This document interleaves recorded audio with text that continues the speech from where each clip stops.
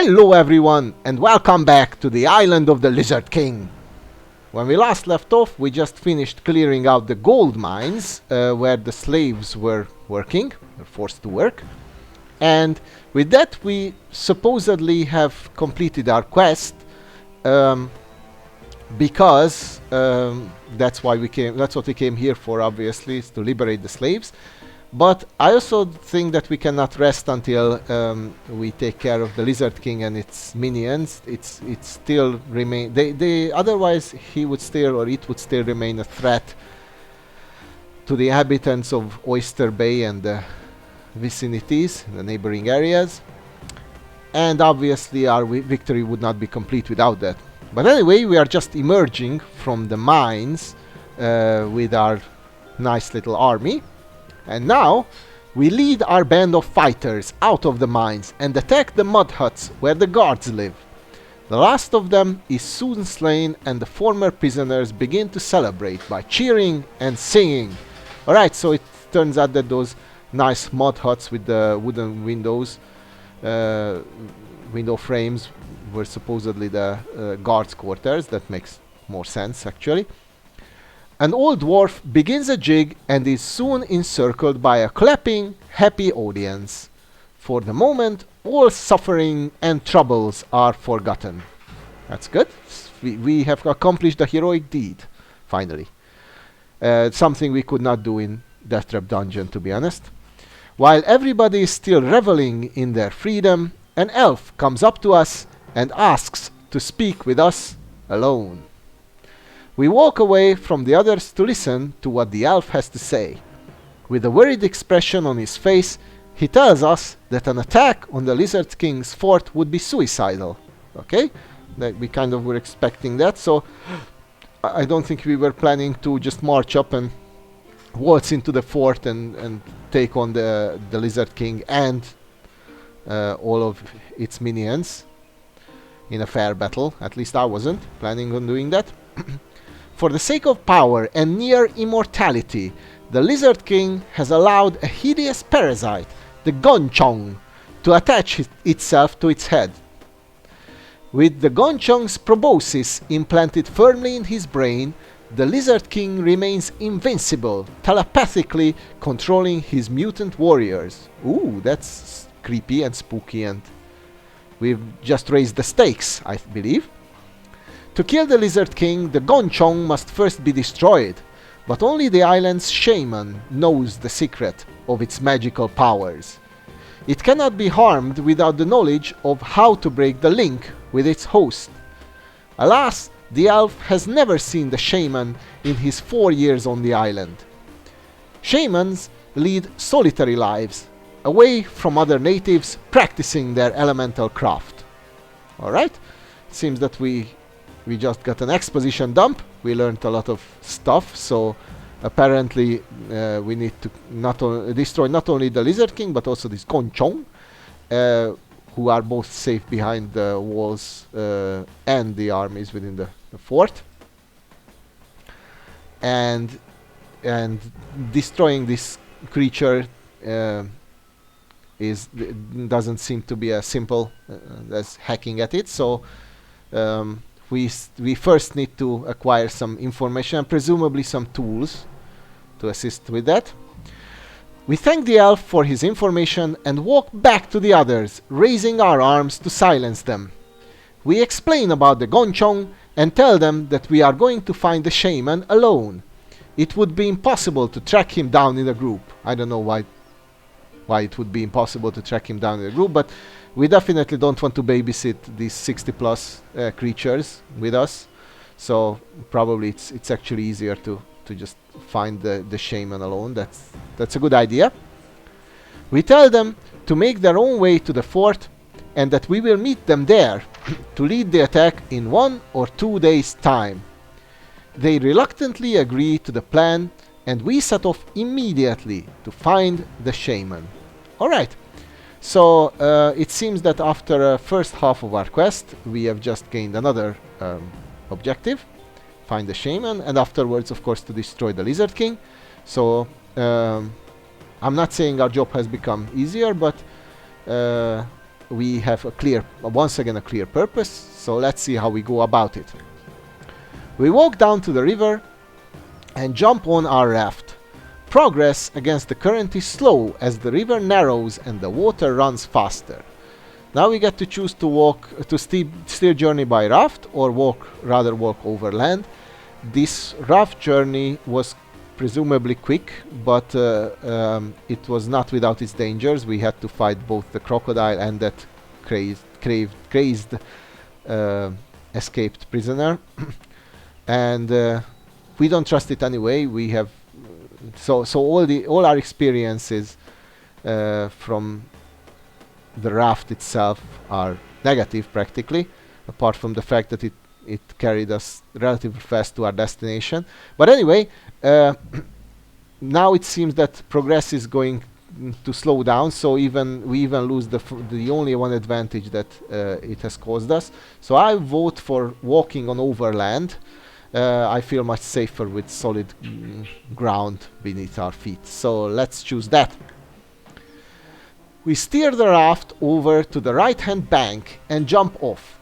The terrain all around is tree-covered hillside with plenty of rocks and bushes to make walking quite arduous. Okay, that doesn't seem to have been a good idea then. It's not like we have gained speed, but at the very least I feel safer a bit. We look around and decide to set off towards the volcano in the northwest, as it might be an ideal place for the shaman to hide. Also, it might prove to be a useful vantage point, so even if he or she is not there, then at the very least we could take a look around and you know, maybe we could see where the shaman is hiding in the surrounding areas. So that sounds like a good idea. After trudging our way through the undergrowth, we suddenly notice a strange looking bush. It has wide leaves with crimson tips and fruit like giant raspberries hanging from its branches. Alright, this seems to be a totally optional item or action to take, but we could eat some of the fruit. We are slightly wounded. If you recall, we got a bit damaged when we or hurt when we were liberating the prisoners. So I'd say let's try the fruit. I don't think it can kill us outright, so if we suffer some damage, that's fine, but if we heal, that's even better. So let's see what happens. The fruit is juicy and tastes delicious. We gain 1 stamina point. Alright, so we are up to 23. That's excellent. Feeling refreshed, we set off north again, still wiping the sticky juice from around our mouth. And now we need to test for luck for some reason, but our luck is 12, so we are guaranteed to succeed. On the side of the volcano, we see a flash of light, which could be sunlight reflected on a mirror or polished blade. Could it be the shaman? Or one of the Lizard King's patrols? We intend to find out and hurry on. Alright, I don't know what happened with the luck roll, so there is no indication that it affected us in any way. Probably if we had failed it, which we had no way to do, by the way, it would have been there would have been some kind of an encounter or misadventure. Anyway, let's proceed towards the volcano. Let's see what's there. It's probably the most interesting place on the island anyway. And by the way, if the shaman is there, then it's not really a hiding place now, is it? Being literally on the most noticeable feature of this island. We notice a bulging sack hanging from the branch of a tree on the end of a piece of rope. Alright? So this is clearly was put here by somebody or something intelligent. Let's see what the sack contains. Let's cut the sack down. We open the sack carefully in case it contains a poisonous snake. I don't know why it would be that, but whatever. But we are surprised and pleased to see food inside. Honeycomb, wheat cakes and fruit. Alright. I really don't think this is a trap. I don't know why somebody left food here, but that would be a truly weird trap to leave around. So let's eat the food. This should restore us back to full health. The food is very appetizing and we sit down to enjoy it. We gain 2 stamina points. Alright, so we are back to maximum stamina. 1 would have sufficed, but 2 is better, I presume. As we are finishing the last of it, we suddenly hear a rustling in the bushes behind us. There was a good reason for the owner of the food to hang it in the tree, to keep it out of reach of the bear, which is about to attack us. And I thought bears could, you know, I'm not saying we're good climbers, but probably could have reached it or attacked it, whatever. This is a funny looking bear. Alright, we must fight this bear. Let's show it who's boss. After defeating a hydra and all the other creatures so far, I'm not really afraid of this creature. Let's fight it.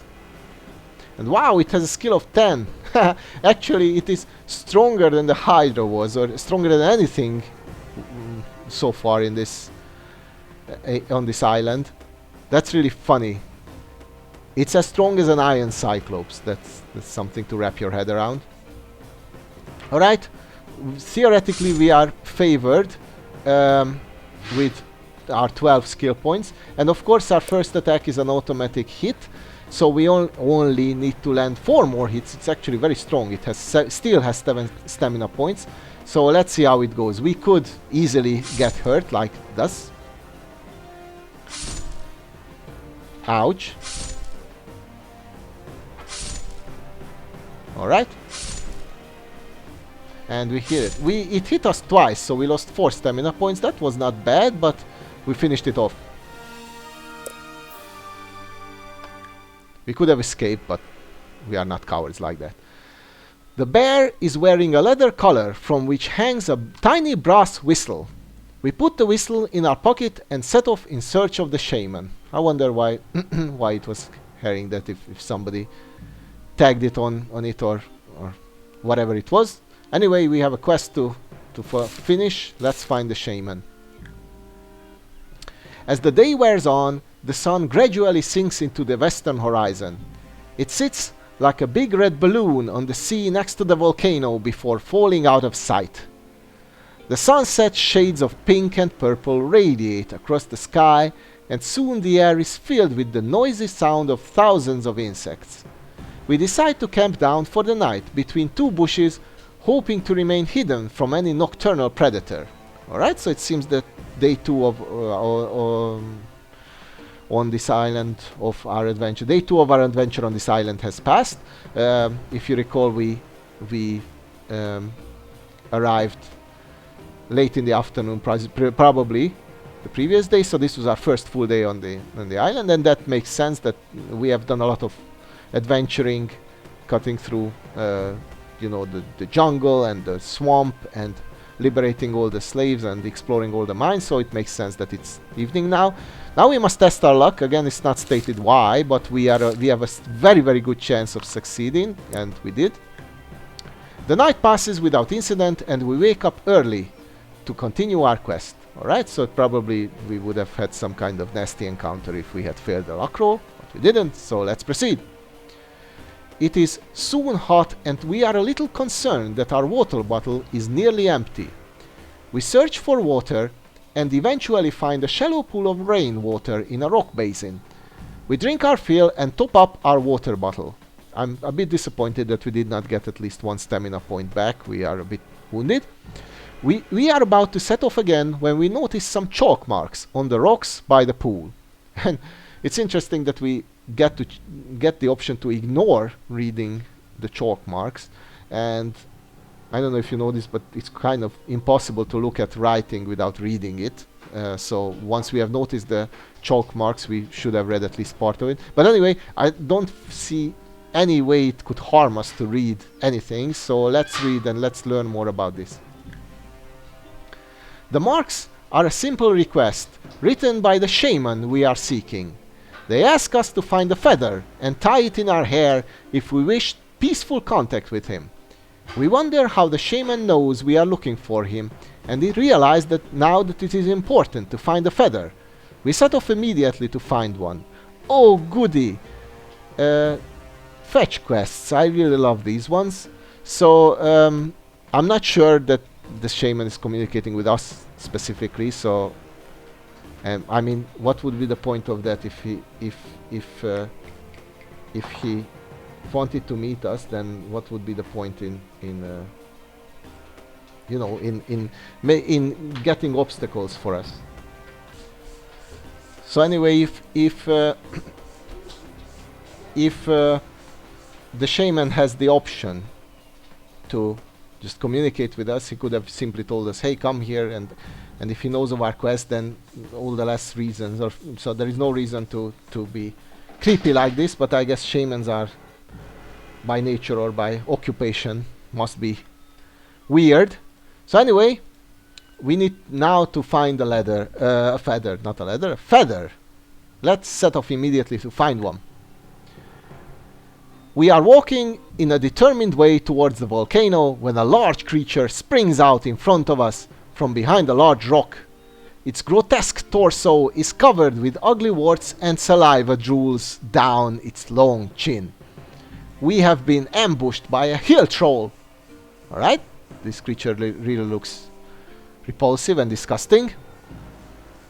And we are wearing Sog's helmet, so we must choose this option. The powerful magic of the helmet briefly causes the hill troll to recoil in horror. Seeing an opening, we prepare to strike. Alright? Let's see how strong this one is. And actually, this hill troll is weaker than the bear was, which is hilarious. I think the bear is pretty overpowered. Maybe it was a strange magical bear or whatever, but that's really funny. Anyway, the first hit is guaranteed to... the first round is guaranteed to be a success in our favor. And we outskill it by 3 points, so that's a decent chance, a decent advantage rather. But we might still get hit once. I hope not more than once though. So let's see how it goes. And no, it didn't hit us at all. So that, I think that's a pretty good outcome. Of course, it's the best outcome, so I should be satisfied with it. This hill troll stood no chance against us. Now we set off again, hoping to find the shaman soon. We notice a few tufts of grass tied in knots and guess that he is not far away. Right? This shaman is really weird. Why does he have to communicate like this? We wonder if he knows we are near and stop to look around. There is no sign of life, merely a dead seagull lying on a rock to our right. And we have read the shaman's chalk mark, so we know that we must obtain a feather. So we walk over to the seagull and pluck a feather from its wing. Using twine from our backpack, we tie the feather to the back of our head and walk on feeling a little self-conscious. Alright, so first of all, I didn't know we had twine in our backpack, but obviously it came, it turned out to be pretty useful. And now I can imagine this face with Sog's helmet on, you know, it's a golden winged helmet, and with the feather sticking out from behind it. That must be a sight to behold. Maybe that's what the shaman's game is. He wants to laugh at us. Whatever. Halfway up the side of the hill to our left, we see the entrance to a cave. The rocks all around the mouth of the cave are painted in bright colors, but each one has a skull resting on top of it. Right, so this could be the shaman's cave, I guess. Not sure. Anyway, we could walk on towards the volcano, or we could investigate the cave. Obviously, we are going to investigate the cave. Climbing up the hill, our foot catches an unseen piece of twine tied between two small piles of rocks. So, an alarm system. The rocks tumble over, alerting the occupant of the cave to the presence of an intruder. A wild-eyed cave woman appears at the mouth of the cave wearing furs and carrying a spear and a stone club. She steps forward and hurls her spear at us. Alright? And this cave woman seems to have access to hair dye, because this is not a natural hair color, that's for sure. And maybe lipstick as well. Not sure. Anyway, we need to test our luck, presumably against the spear. And our luck, sometimes this program, this app, doesn't deduce luck points from luck rolls when it should. So our luck is still at 11, which means that we have a 30 per 31 or 31/32 chance of succeeding. So mathematically we could fail, but we probably won't. And we actually failed. Wow, we rolled a perfect roll of 12, which is like as I said, either 1 in 31 or 1 in 32 chance. So let's see what happens. We slip on some loose stones, and as we try to dodge the spear, it sinks into our thigh with a sickening thud. We lose 3 stamina points. Now that's something. We're down to 17, but this is hilarious. And we also didn't lose a luck point. I don't know if that's because we failed or something, but that's funny. Anyway, we're still alive, obviously. The cave woman screams with delight and runs down the hill waving her club. We clench our teeth and pull the spear out of our thigh and draw our sword to defend ourselves. And because we injured ourselves, our skill is reduced by 2, so it's at 10. Let's see the woman. Okay, that doesn't matter. It would still be funny. I mean, if we had a full skill set, it would be 12 against 5. That would be hilarious. The first hit is guaranteed to be ours. Yep.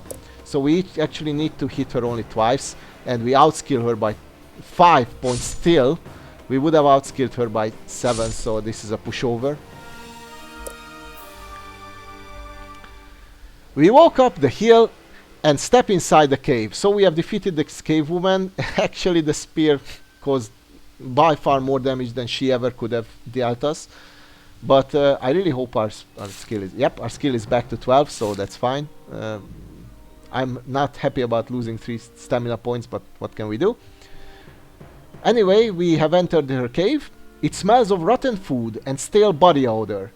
The few possessions are strewn all over the floor amidst the rubbish. We are about to leave the cave when we catch sight of a small clay bowl almost hidden in a recess beside the cave woman's fur bedding. The bowl contains rat powder. Alright?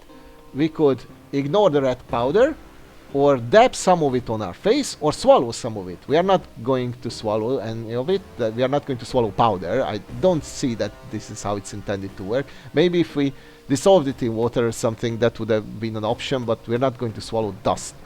And also we are not going to leave it, so let's put it on our face and let's see how horribly we are maimed if that happens. The powder is not only decorative, I guess, I bet it is decorative, but it is also magical. It belonged to a wizard who was press-ganged into slavery by the lizard man. However, before he went into the mines, the wizard discarded the bottle containing the powder, hoping that somebody might find it. It was discovered by the cave woman, who did nothing with it except empty it into her clay bowl. Alright, I have a question. How do we know all of this? Did the cave woman write it down in her little diary? Or did we read the script? And there is no way for us to know this. Anyway, the powder will protect us from any person or being who tries to control our mind, which is awesome. We also gain 2 luck points, which is also awesome, so we are finally guaranteed to succeed the next luck roll. And I mean, that was hilarious that we failed that one. But we are going to pass the next one, that's for sure. Anyway, there is nothing else of interest in the cave, so we decide to leave. I'm a bit disappointed that the woman did not have at least some food stored here so we could restore some of the stamina, but whatever. We walk back down the hill and turn left towards the volcano. Alright, we are still walking towards the volcano. It seemed pretty close on the image with the hill trolls, so hopefully we're not far from it now. We eventually reach the foot of the volcano, but still see no sign of the shaman. We look up and see the gigantic black mountain reaching up towards the sky and wonder when next it might erupt into life, belching out clouds of ash and streams of red-hot lava. Why are we wondering about this? Yeah. We banish the thought from our mind and decide which way to head. Right, so it's not like we don't have enough problems with the Lizard King, its minions, random cave women, throwing spears at us and hill trolls, and no, we still need to for some reason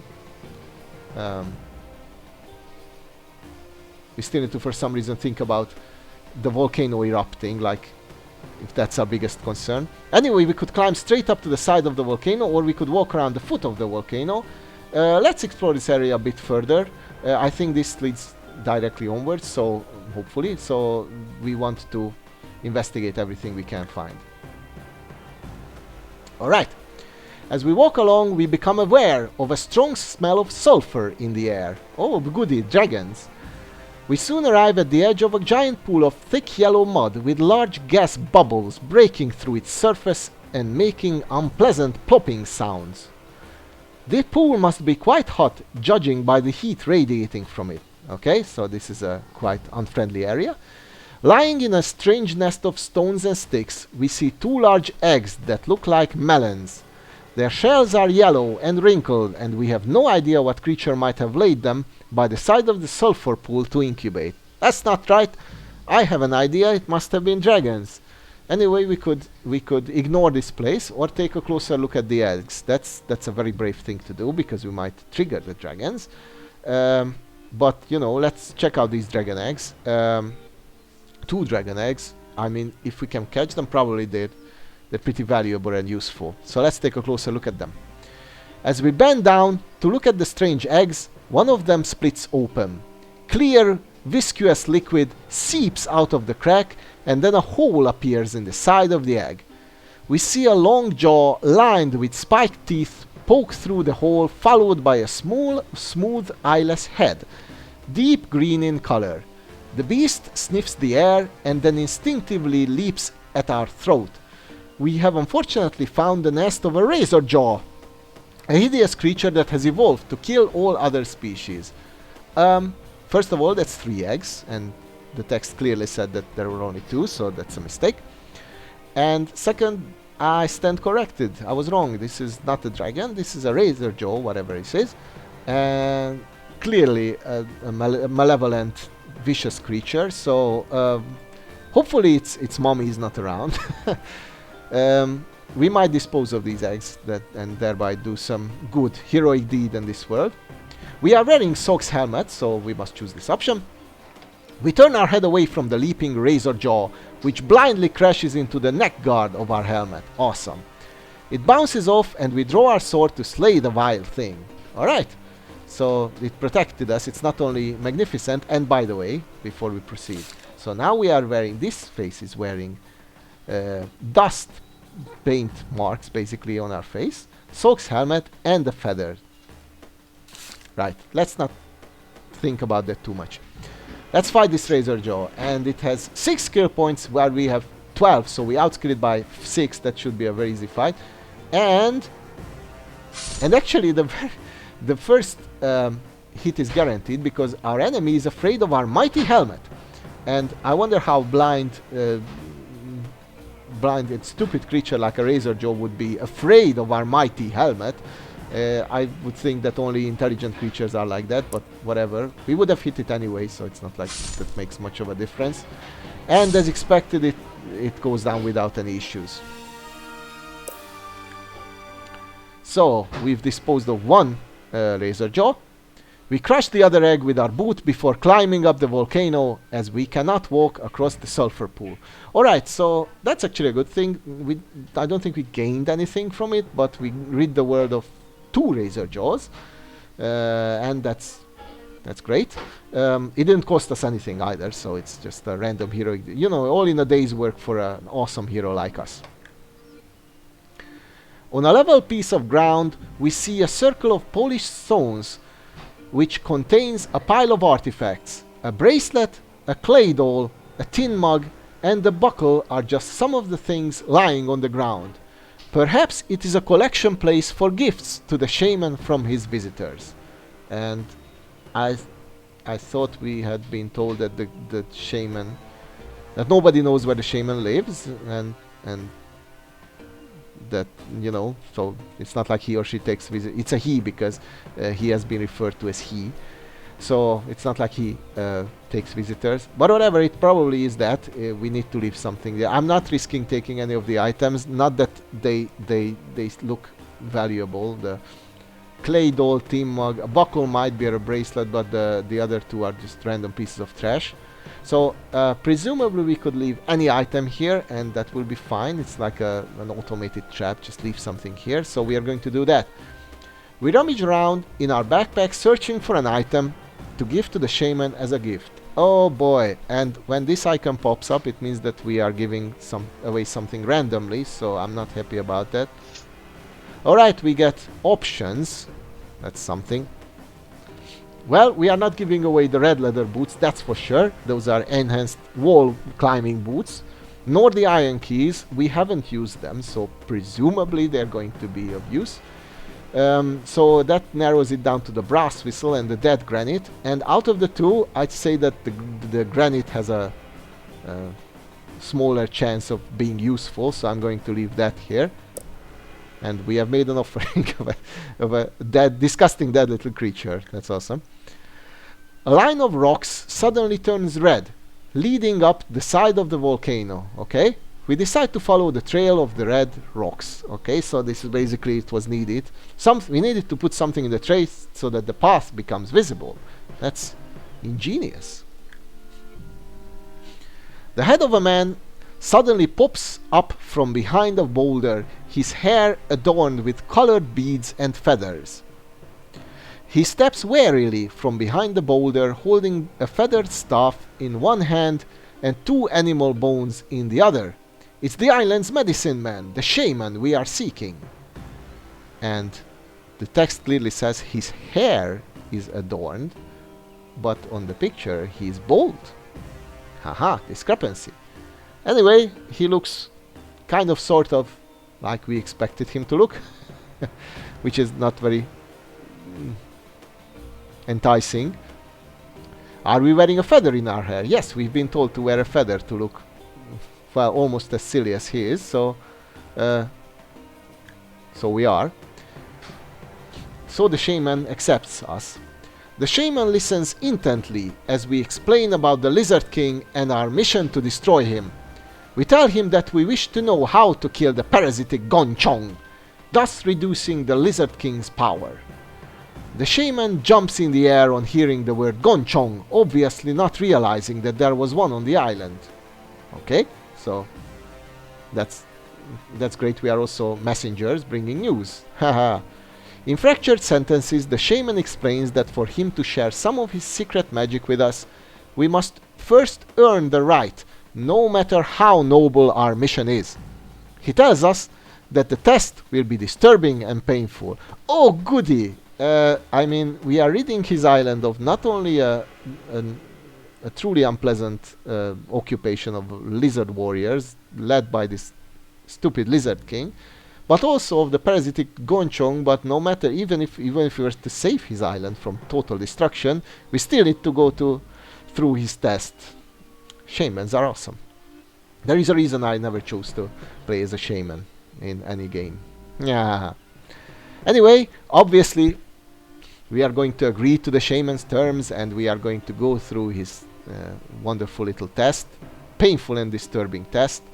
But that is going to have to wait until next time, because I'm going to make the cut of the video right here. And yeah, take a breath and prepare for this disturbing and painful test. I thank you all for watching. I'll see you all next time. Bye bye.